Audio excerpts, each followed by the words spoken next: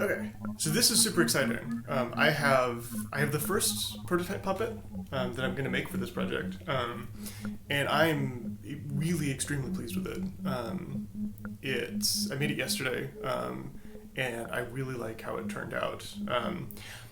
At this point, I don't know if it's at all like anything that I'll use in the final product, like even aesthetically, let alone like materials and stuff. But it's really nice to have something in hand that I can touch and see and photograph and sort of think about how this is going to work. So this was a super fun thing to build. I haven't actually been doing handicraft sculptural stuff like this for a while, so it was really nice to get my hands back on that, which are now covered in grease and dye, because that's how this works. So, what is the puppet? So the puppet is, well, first, which puppet is this? This is my first prototype for the character that the player will control. And I still haven't really decided what I want that character to look like, except in very general terms. So building these prototypes is part of that exploration, and this is sort of my first shot at it. And so this will be the point of view character, and he walks around the world. It is, in this version, literally just a head on a stick with some clothes. There's nothing else to it. It has, if you look, it's got little hips, you can sort of see, because I was thinking I would build legs so I could do like a feet shuffling under the skirt kind of animation. But then I don't know. That would be hard to do with this one because the skirt's very stiff. And it's just a prototype, doesn't need that. So it is just the head. But it worked pretty well. So it is primarily paper. So there's the upper part is all sort of brown grocery store paper, lightweight paper bags. It's actually literally a grocery store paper bag that I had some mushrooms in. And then like cut up for this project. The skirt is some gray canvas, which I waxed to give it a little bit more texture because it was a very neutral, clean neutral gray, which I didn't want that look. So I made it a little bit blotchy and stiffer with wax, and then dropped some ink on it. Which, I don't know, character, we'll say, not a mistake. And then the upper cloth is greased to give it a little bit of translucency and sheen, which I like that look. And then the lower tunic, sort of the inner tunic, is just painted with blue acrylic ink to give it some sort of color. And then the collar, which is actually weirdly, like, you fixated on little details. I really like the collar. This is probably my favorite thing about this puppet. It's a tiny detail, but I don't know. It warms my heart. So the collar is also painted with acrylic ink, and the whole thing is sort of visually stitched together with these brass wire staples, which I kind of like that look. It doesn't show up very well, especially like this is going to be really shrunk down in the final thing, so can't really see it. I don't know, but I kind of like the staples. We'll see if those stay. The head, which in the way of creepy puppets is detachable, is made with microcrystalline wax. So this is jeweler's bronze wax, if you're familiar with that world. And it's a relatively soft wax you can use sort of like sculpting clay, like plasticine or something. But at room temperature it's fairly hard, so this feels sort of like plastic.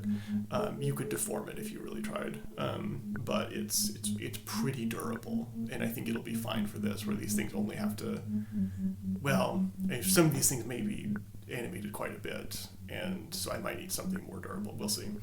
It is painted gray because the raw wax, which you'll see more of in the rest of this video, but I'll just show you what it looks like, is this stuff, which is visually actually kind of appealing. I like it. It's sort of like a greenish orangish brown color and translucent, but it didn't photograph well. It's so dark and slightly translucent that it just like the details disappeared in the photographs, and so I painted it gray, which sort of matches what my vision for this character was anyway. So we'll see. I may experiment with the raw wax later because I really like the look of it, and for other structures and characters, I think it may be more appropriate. So that's this character, and I am excited to have built this. I'm pleased with how it turned out. I am really excited to explore sort of more of what these puppets are going to look like, especially like the more complicated ones. Like he needs arms, he needs legs, like, you know, as a stick he can't really interact with the world, and that's a thing he's going to need to do. So it'll be interesting building those other parts. But for the time being, this works for what I needed to do, which is basically just rotate like that under the camera to get the isometric sprites that I'm going to, this is my hand in this image as a camera, the isometric sprites that I'm going to need for the game and sort of in early prototyping in the software, and it will work great for that. So that's that. Now we're going to roll back in time about 24 hours, and I'm going to show you very speeded up some of the process of building this, which was super fun, and I think is kind of neat if you like handicrafts, which hopefully you do. So.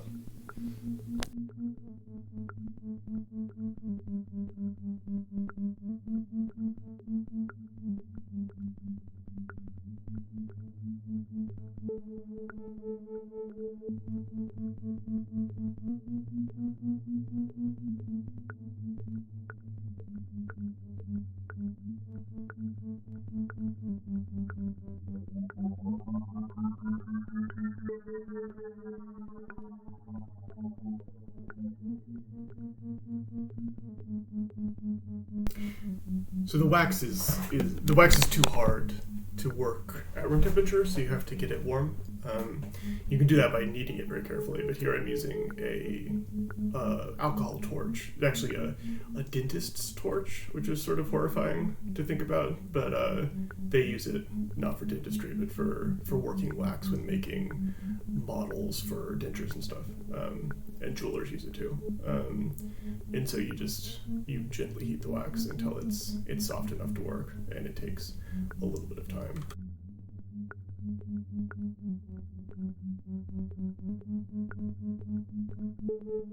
These little knives are also dentist tools, also for working molds and stuff, and they're nice because they're sort of dull steel and they're cheap, and so you could heat them and use them to cut and shape the wax, and they work pretty good.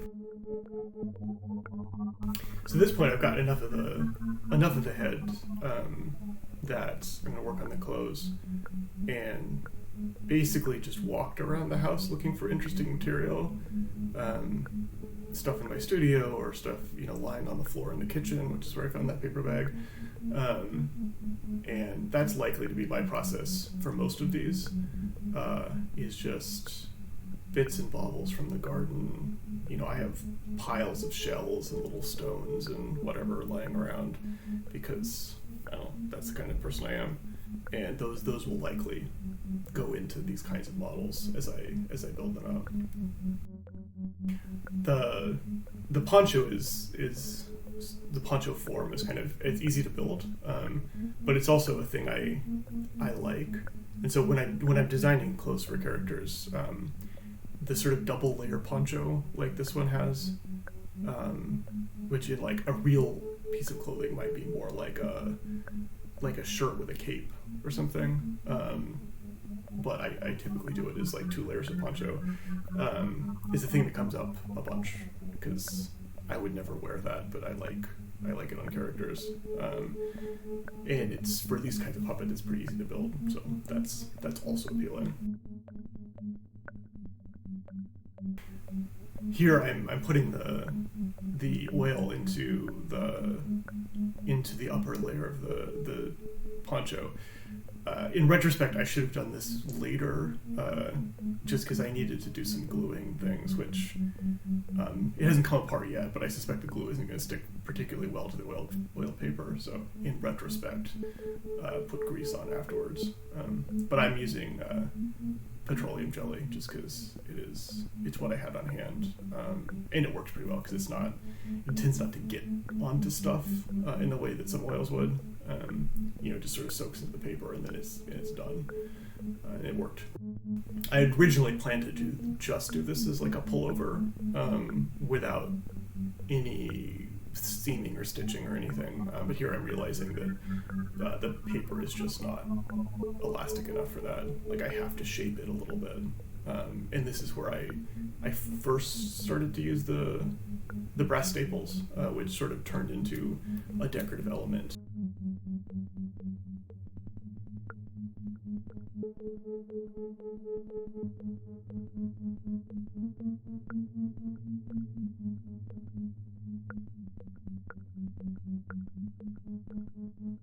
Now, here's the collar. It's so amazing. I don't know why I like it so much, but I do.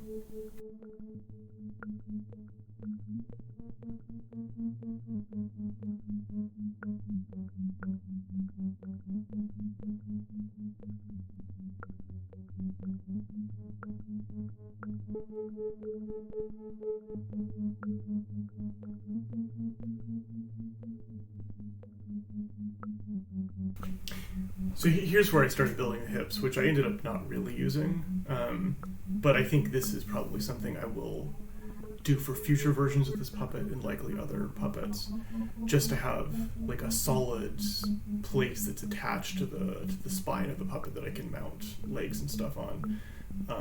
I may need to go to like more flexible like aluminum armature wire frames for these things to do a more flexible motion.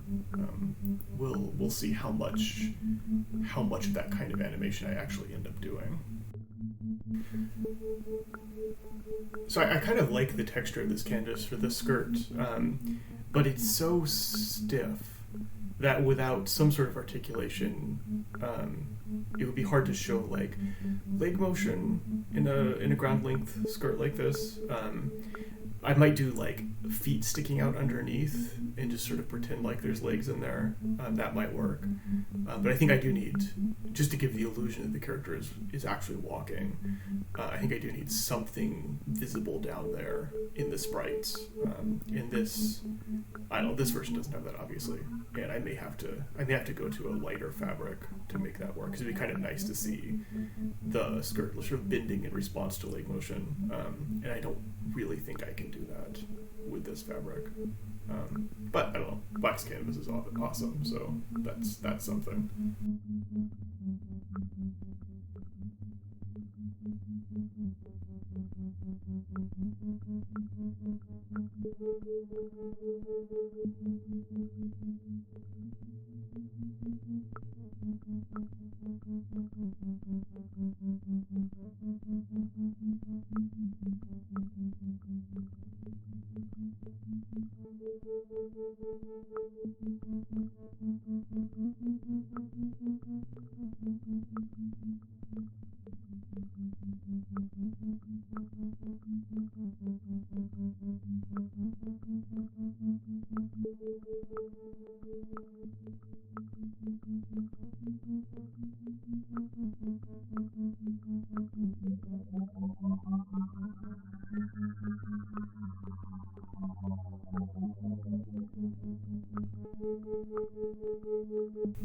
I don't actually have any video of me painting it, because I didn't do that until later after I had done some test photography on it. So this is it, the finished puppet. Or I guess what you saw at the beginning was the finished puppet. But this was super fun to do. I hope it was fun to watch. And I am going to be doing more of these, so if you want to see more of them, you should stay tuned, as they say. Bye.